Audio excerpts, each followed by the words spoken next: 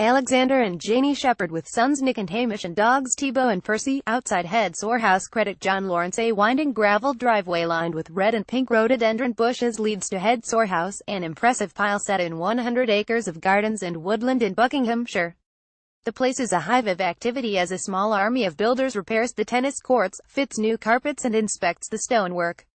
It is the latest in a long line of renovations undertaken by the Shepherd family to restore their 19th-century pad to its former grandeur.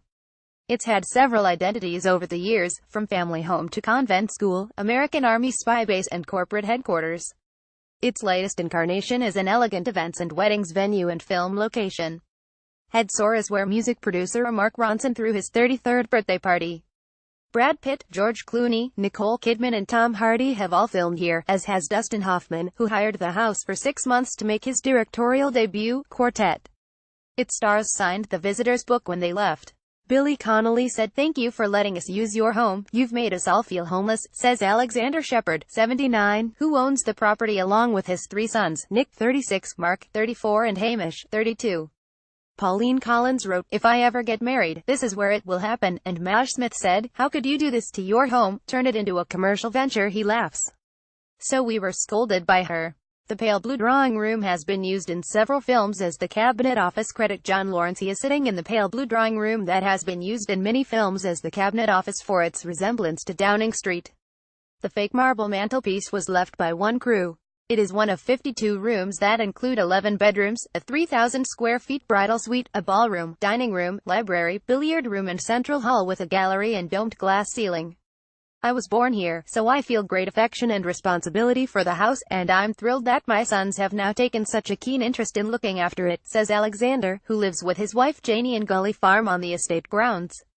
Hedsor House was designed by James Knowles in 1868 for Lord Boston, and came into the Shepherd family in 1934 when Alexander's grandfather bought it as a wedding present for his son Philip and his bride Florence. Alexander and Janey Shepherd with sons Nick and Hamish and dogs Tibo and Percy, with a portrait of their ancestor, Philip Edward Shepherd. Critic John Lawrence. The previous owner was Darcy Baker, a charismatic managing director at Fiat and racing driver, who immediately set about Georgianizing the highly embellished Victorian building by removing the 4-cornered domes on the roof and half the pillars in the central hall. He installed wooden paneling in the ballroom and marbled the 2 main bathrooms, one in golden onyx. The works bankrupted him, and on his death, the estate passed to his bankers.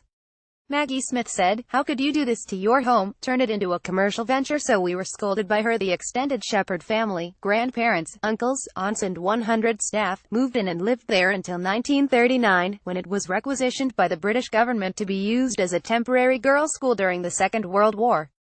"I was the only boy there for 9 months, says Alexander, who was a pupil until he was packed off to boarding school.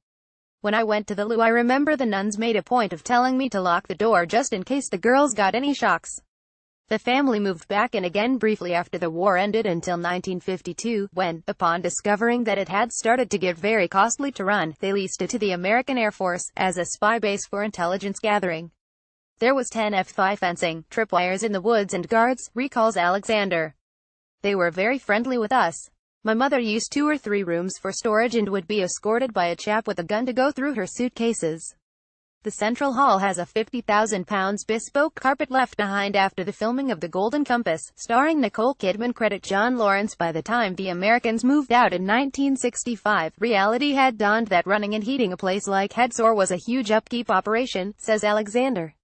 So it was a relief when a computer company rented the house for their offices until 2005. The Shepherd family continued to maintain the grounds. Alexander, who ran his own publishing company until he retired, has planted more than 2,000 hardwood trees, oaks, beech, walnut and lime, over the past 30 years, while his sons enjoyed the freedom that 100 acres could offer 3 young boys.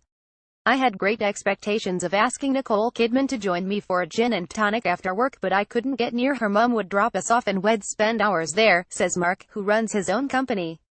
"It was paradise. We'd charge off round the woods with cap guns, have camping parties with friends and row our boat on the pond." They also helped their father maintain the land, making bonfires, chopping down trees, clearing up, weeding the ponds. "It was always great fun, never a chore." It was when the computer firm moved out, however, that the Shepherds were faced with the dilemma of what to do next with the house.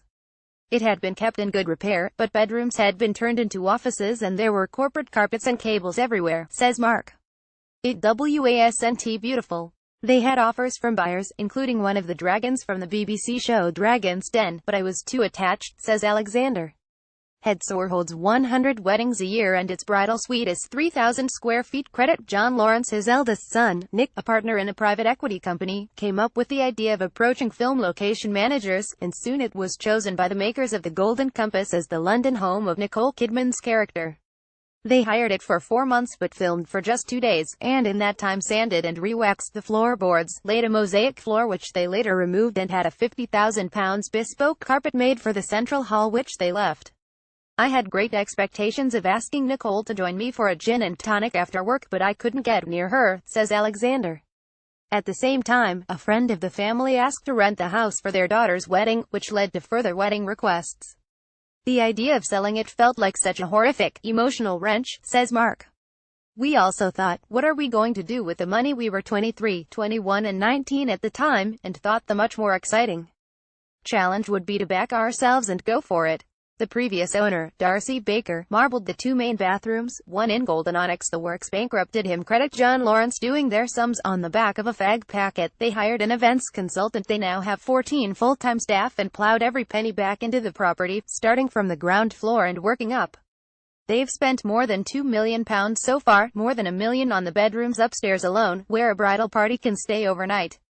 The 12-feet chandelier that hangs in the central hall cost £10,000, and £150,000 was spent on the ballroom. It's fantastic to walk in today in comparison to 10 years ago, says Mark. Some 100 weddings are now held there every year. It's giving a lot of people a lot of pleasure, Alexander adds, and we hope that the family continues to run it for years to come.